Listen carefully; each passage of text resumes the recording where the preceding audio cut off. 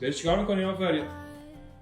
نه آقا یاسین، دارم ژل رویال با عسل مخلوط میکنن. چرا؟ 3 دلیل داره. از اولی که مهمترینشه به خاطر اینه که امکان ارسال ژل رویال به شهرهای دیگه وجود نداره، چون بیشتر از 2 ساعت خارج از فریزر بمونه فاسد میشه و دیگه قابل استفاده نیست.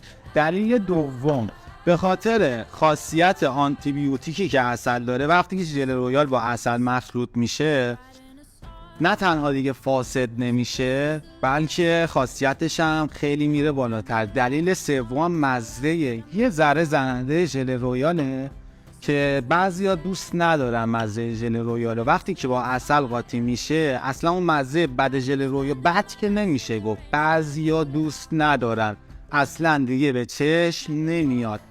و ما هر مقداری که شما بخواید 10 گرم 20 گرم 30 گرم تو نیم کیلو عسل، 1 کیلو عسل، 2 کیلو عسل، هر چی که شما دستور بدید مخلوط میکنیم، ویدیوش هم میگیریم براتون میفرستیم. خواص ژل رویال هم زیر همین پست براتون مینویسم که ببینید و بی بهره نشید از این اکسیر جوانی و معجزه قهر.